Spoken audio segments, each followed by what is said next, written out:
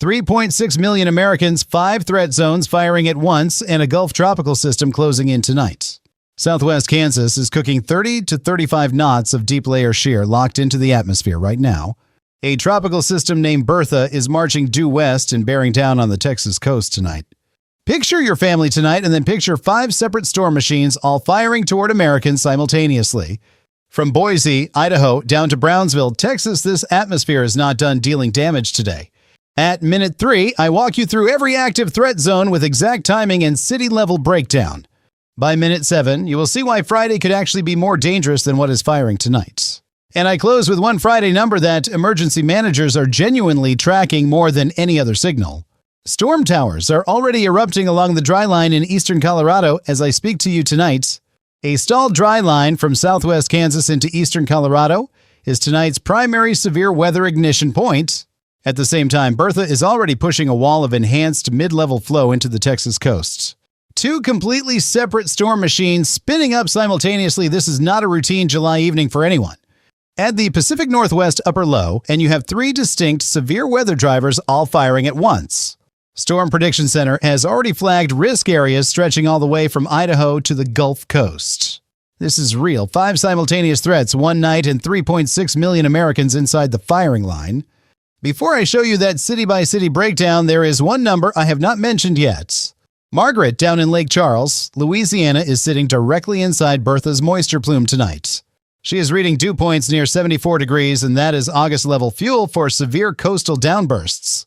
High moisture levels plus Bertha's shear combine to produce organized wind bursts that punch inland without warning. Nobody covering this event is talking about the coastal downburst risk buried inside Bertha's southwest quadrant tonight.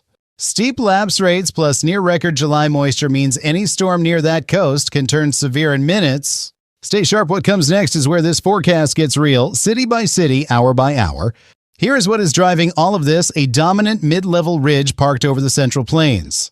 Ridges act as atmospheric caps. They hold energy down until the upper flow is ready to detonate it. An upper impulse charging east out of central Colorado is set to crack that cap open tonight. When the cap breaks, storms erupt fast and supercell structures become locked in within minutes. Southwest Kansas tonight, Garden City and Dodge City sits in the bullseye for organized large hail. 30 to 35 knots of deep layer shear over that front is enough to sustain rotating supercell structures. Rotating supercells produce large hail, and out on the western Kansas plains, that means crop-destroying stones. As the southerly low-level jet intensifies after sunset, those supercells could upscale into a bow echo structure. A bow echo means a wall of severe wind damage, no tornado needed, straight-line destruction across the corridor. Farther south along the dry line into the Texas Panhandle, isolated severe gusts are on deck this afternoon too. Deeply mixed boundary layer and weaker shear there means shorter-lived cells, but those gusts hit just as hard. Bertha is not waiting on Kansas. She is running her own clock simultaneously on the Texas coast. Bertha is a westward tracking tropical system pushing a belt of enhanced mid-level flow ahead of its center. That enhanced flow rides atop a hot and moist boundary layer along the middle Texas coast this afternoon. Hot moist layer plus enhanced mid-level flow builds moderate afternoon instability, exactly what Bertha's squalls need. Atmospheric moisture content, already near 2.5 inches over Harlingen and Laredo, amplifies localized flooding risk. Steep lapse rates plus near-record coastal moisture means any storm over deep South Texas can turn severe fast. Dale up in Toledo, Ohio, has been watching this multi-threat setup build and wants to know his exposure. Dale, the energy from tonight's plains outbreak tracks northeast and puts your region on notice by late Saturday. But the third threat zone, the one barely mentioned tonight, sits out in the Pacific Northwest. An upper low parked off the Oregon and Washington coast is pulling monsoonal moisture northward into the region. Monsoonal moisture surging into an unstable air mass over Oregon and Idaho equals high-based thunderstorm development. High-based storms in a dry subcloud layer mean rain evaporates before hitting the ground. The wind does not. That process, called a dry microburst, slams into the surface as a burst of damaging outflow winds. Boise, Idaho, and the Columbia Basin corridor are inside this threat window this afternoon. No joke at all. Oregon and Idaho drivers on Interstate 84 watch for sudden blowing dust and dramatically reduced visibility. Do you know what is happening across North and South Carolina right now as this video plays? A quasi-stationary front locked over central North Carolina is training storms over the exact same neighborhoods repeatedly. Repetitive storm motion over the same area means totals add up fast and flash flooding follows right behind. Moderate instability south of that Carolinas boundary means stronger storms could push damaging gusts toward the coast. Fayetteville, Greenville, and Wilmington, North Carolina need to monitor that frontal boundary through the afternoon and evening. Back at the start, I promised exact timing for every threat. That promise starts paying off right here. Before that breakdown, there is a second story buried in this forecast that changes everything about Friday. As of this afternoon, SPC issued a Day 2 slight risk covering North Dakota into northwest Minnesota.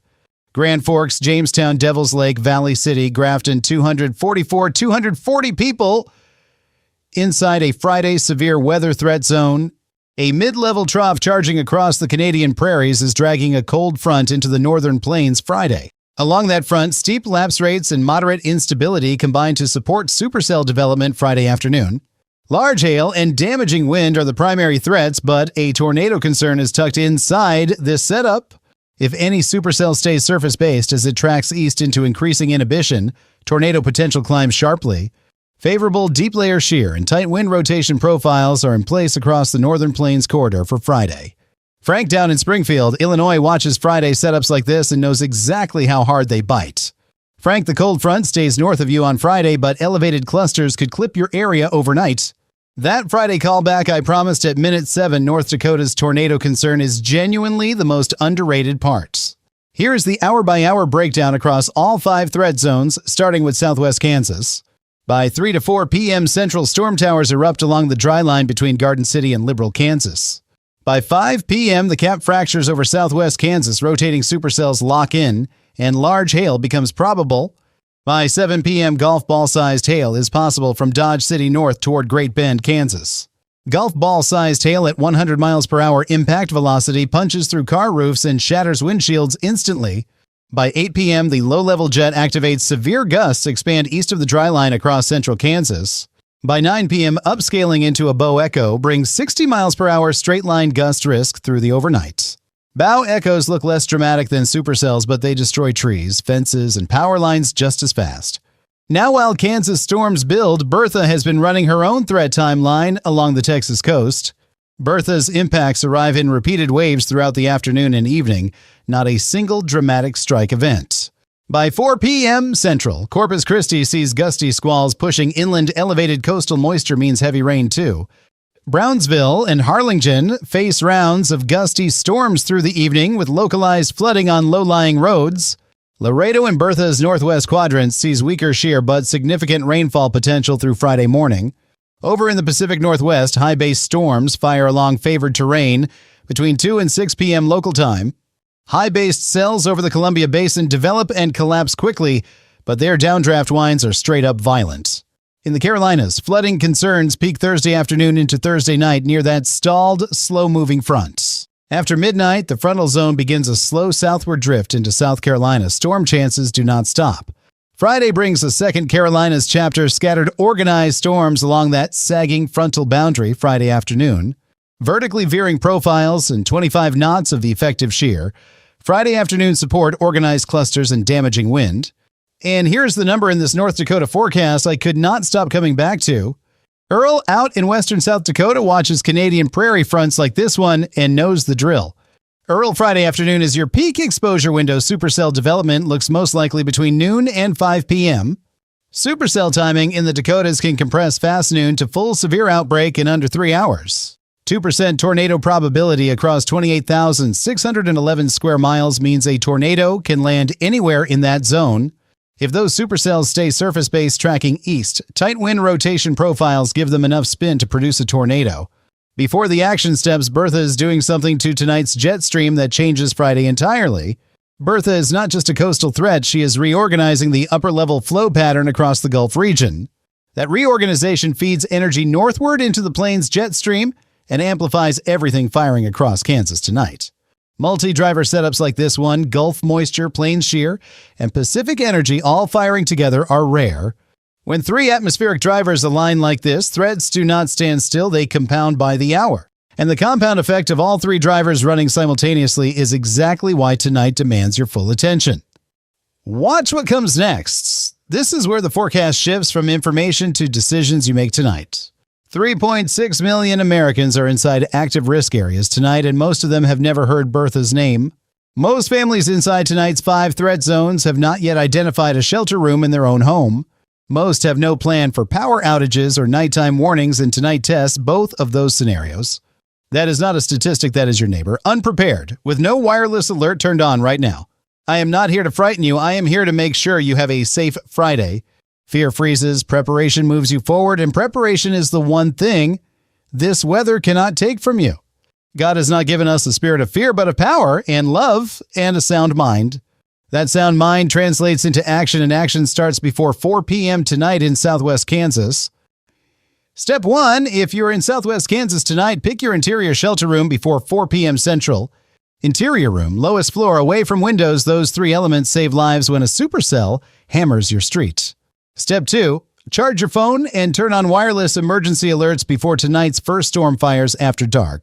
Step 3, near Corpus, Christi, Brownsville, or Harlingen tonight, do not drive through any standing water. 6 inches of moving water knocks a full-grown adult off their feet. 12 inches carries away a vehicle. Sandra, over in Alexandria, Virginia, wants to know whether this Friday setup carries any mid-Atlantic exposure. Sandra, the Carolinas boundary drifts south through Friday, keeping your region mostly dry but not storm-free. Watch Saturday. Bertha's remnant moisture tracks inland and could bring scattered storms into the mid-Atlantic by then. North Dakota Friday, travelers leave before noon or hold off until 8 p.m. once the threat clears. Supercells on the northern plains intensify. In under 30 minutes, roads go from passable to impassable that fast. Step 4, check on your elderly neighbors in all 5 threat zones tonight and Friday morning. Older Americans on fixed incomes often cannot replace a vehicle or repair a roof. Your check-in costs nothing. If this forecast reached you before the storm, share it with one person inside these 5 threat zones.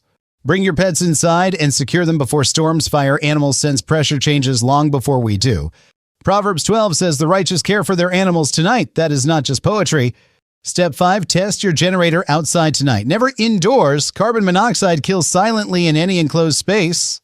Step 6, fill bathtubs with water if you are in Bertha's coastal path in case power fails. 1 gallon per person per day. A family of 4 needs 20 gallons to cover 5 full days.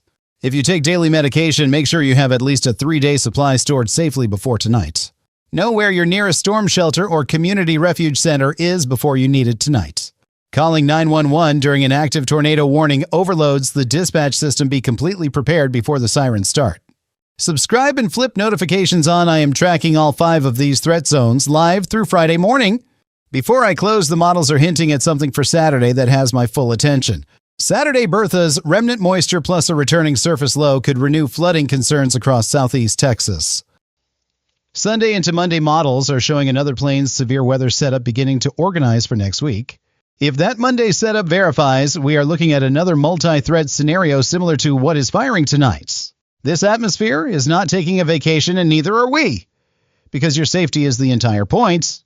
People across the Carolinas, the Texas coast, Kansas, and North Dakota are all in this together tonight. Communities along the Texas Gulf Coast have weathered tropical systems before, and their resilience is real and earned. Garden City and Dodge City, Kansas, have faced severe weather before and know how to shelter and respond. Grand Forks and Jamestown, North Dakota, your communities have been through fronts like this and come out stronger. Check on the elderly neighbor who does not own a smartphone and cannot receive wireless emergency alerts. Share what you can. Extra water or a flashlight might be the most important thing you do tonight. Small acts of kindness during severe weather ripple outward in ways we rarely get to measure or see. Hebrews 13 says, do not neglect hospitality to strangers. A storm night is when that verse hits hardest. When skies clear Friday night, and they will take stock of what you did and did not prepare. If you were prepared tonight, carry that forward. If not, you know exactly what to fix next time. Severe weather season does not warn about slowing down. It just keeps coming. And so does this channel. Stay safe out there. Make smart decisions. Check on your people. And respect what these storms can do. When the skies clear and Friday passes, come back. We check whether every single call held. That is the straight-up mission here. Best information before the atmosphere forces a decision on you. Margaret in Lake Charles, Dale in Toledo, Frank in Springfield, all of you stay weather aware through Friday. Sandra in Alexandria, watch your Saturday forecast and keep Bertha's inland track on your radar through the weekend. Earl in South Dakota, 240 people. In that North Dakota zone includes your neighbors across the state line. 2% tornado probability over 28,611 square miles. You are not safely outside that zone by default. Large hail, damaging wind, and a tornado potential that climbs with any surface-based supercell. That is Friday's headline. Bertha's coastal downburst risk, Kansas supercell hail, Columbia Basin dry microbursts, 3 threats in 3 time zones tonight. And the Carolinas flooding boundary from Fayetteville to Wilmington adds a 4th chapter to an extraordinary night. 5 chapters, 1 atmosphere, 1 night, and everything I covered is happening to 3.6 million real people. Preparation is the difference between watching this storm pass and becoming a statistic inside its damage report. People who come through nights like this had one thing in common: they knew what was coming. God bless, stay sharp, stay sheltered, and take care of the people around you in all 5 zones. 3.6 million, 5 threat zones, Bertha still marching west. That is where this atmosphere stands tonight.